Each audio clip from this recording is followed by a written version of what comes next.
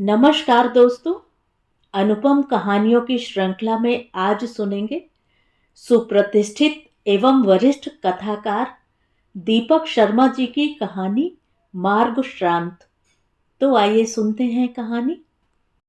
विद्यावती निझावन किस विभ्रंश घाटी में विचर रही थी? कहाँ थी वह? ये पर्दे उसने पहले कहाँ देखे रहे? कब देखे रहे? 42 साल पहले या फिर 45 साल पहले? वह दरवाजा ढूंढने लगी। सामने की दीवार में खिड़कियां थीं। पिछली दीवार से पलंग सटा था।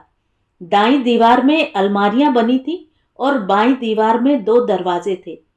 वह पहले अलमारियों की ओर बढ़ ली। उन्हें खोलना चाहा तो वे खुली नहीं। फिर उसने दरवाजे का रुख किया। दरवाजा एक बरामदे में जा खुला। वहां 2 आराम कुर्सियां रखी थीं। एक खाली थी और दूसरी पर कोई बैठा था। वह खाली कुर्सी पर जा बैठी। आप? बरामदे में अच्छा खासा अंधेरा था। नहीं पहचाना? एक पुरुष स्वर के साथ एक हाथ उसके कंधे पर आ टिका। सुहास? हाथों हाथ उसने पुरुष का हाथ झपट लिया। तुम्हारी गाड़ी बहुत देर से पहुंची? पुरुष स्वर ने पूछा। तुम्हारा सामान कहाँ है? अलमारियां मुझसे खुली ही नहीं, इसलिए खाली आई हूं। खाली? पुरुष ने अपना हाथ खींच लिया। हाथ में कुछ नहीं लाई? अपना कलेजा लाई हूं। वह हंसी। इसे ले लो। लेकिन अगले ही पल उसने जाना दूसरी कुर्सी अब खाली थी। सुहास? विद्यावती निझावन चिल्लाई और एक उन्नित्र बेसुधी में चली गई। आज तो गजब हुआ रहा बहू जी। महरिन छोटी मालकिन सुखदा निझावन के पास हॉल में लपक ली। पहली बेर ऐसे देखा है। मम्मी जी आज हमारी आहट सुनकर दीवार घड़ी नहीं देखी। अपने तकिए के नीचे रखी अपनी थैली नहीं टटोली। उठकर नहीं बैठी। जैसी लेटी थी वैसी लेटी रही। बीमार को बीमार की तरह ही रहना चाहिए। टीवी देख रही सुखदा निझावन मुस्कुराई और उसके रिमोट कंट्रोल से खेलने लगी। और उनका स्नान? विद्यावती निझावन अपने फालिस के बावजूद नहाने के बिना अन्न नहीं छूती थी और बिना कुछ खिलाए उन्हें उनके रक्तचाप और घुमड़ी की दवा नहीं दी जा सकती थी। मैं देखती हूँ। सुखदा निझावन ने रिमोट कंट्रोल हॉल में रखी बड़ी मेज पर टिका दिया। आइए। महरिन आगे आगे दौड़ पड़ी। विद्यावती निझावन के कमरे के सन्नाटे ने उसे वाकई डरा दिया रहा। मम्मी जी? महरिन ने पुकारा। ममा? सुखदा निझावन ने सास का निश्चल कंधा हिलाया। सास अडोल लेटी रही। ममा? सुखदा निझावन चीख पड़ी। विद्यावती निझावन की बंद आंखें थोड़ी हिली और उनमें बंद आंसू नीचे बहने लगे। नहाएंगी नहीं? बहू खींच गई। आंसू बहाकर वे क्या साबित करना चाहती थी? बहू ध्यान नहीं रखती। क्या ध्यान नहीं रखती? समय पर उन्हें नहलाने के लिए महरिन उनके कमरे में भेज दी जाती है। नाश्ते के समय उन्हें नाश्ता भेजा जाता है। दोपहर के खाने के समय दोपहर का खाना। शाम की चाय के समय चाय के साथ 2 थ्रेप्टिन बिस्किट। रात के खाने के समय सूप के संग रात का खाना। ममा? बहू ने सास का दायां कंधा फिर डुलाया। अपनी कुर्सी पर आइए। बैठिए। महरिन ने विद्यावती निझावन की पहिएदार कुर्सी आगे पीछे खिसकाई।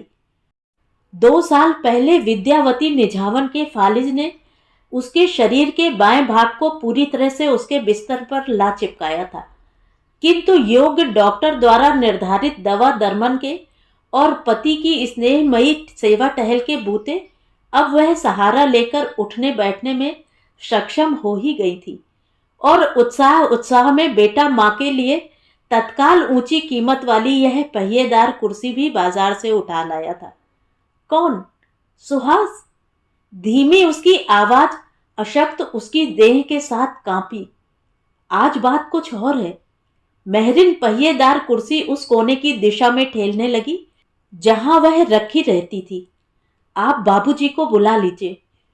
अपनी थल सेना के लेफ्टिनेंट जनरल के पद से सेवानिवृत्त हो लेने पर गिरधारी लाल निझावन इन दिनों अपनी आत्मकथा लिखने की योजना के अंतर्गत नियमित रूप से अपनी सुबह के 4 घंटे एक सार्वजनिक पुस्तकालय में बिताया करते।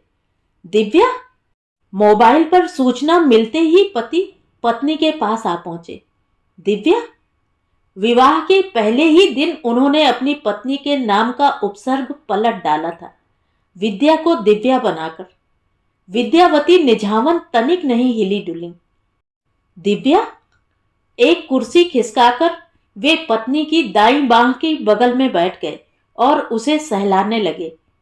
दिव्या उठो, देखो तुम्हें नहलाना है, भोजन कराना है, दवा खिलानी है। सुहास, विद्यावती निझावन बुदबुदाई। सुखदा यही है, बुलाऊं उसे? सुहास, जाओ। गिरधारी लाल निझावन ने महरिन को आदेश दिया, बहू को बुला लाओ। आप सुनिए तो। महरिन हंस पड़ी। मम्मी जी कोई नाम ले रही हैं। कौन चाहिए दिव्या? आलोक? गिरधारी लाल ने बेटे का नाम बोला। सुहास, सुनीति, सुनिधि। इस बार वे अपनी जुड़वा पोतियों के नाम बोल दिए। सुहास, कौन चाहिए दिव्या? गिरधारी लाल निझावन के लिए वह शब्द निपट अनसुना अश्रुत रहा। मम्मी जी बस इसी एक नाम की रट लगाए हैं। मुझे बताओ दिव्या, अपने एलजी को बताओ, कौन चाहिए? सुहास, तो ये थी कहानी। कहानी आपको कैसी लगी कमेंट करके ज़रूर बताएं। और अगर मेरे द्वारा सुनाई हुई कहानियाँ आपको अच्छी लगती हैं और आप मेरे चैनल पर पहली बार आए हैं तो चैनल को सब्सक्राइब ज़रूर करें, लाइक करें और अपने दोस्तों और परिचितों में शेयर भी करें। बेल आइकन दबाना बिल्कुल भी ना भूलें। धन्यवाद।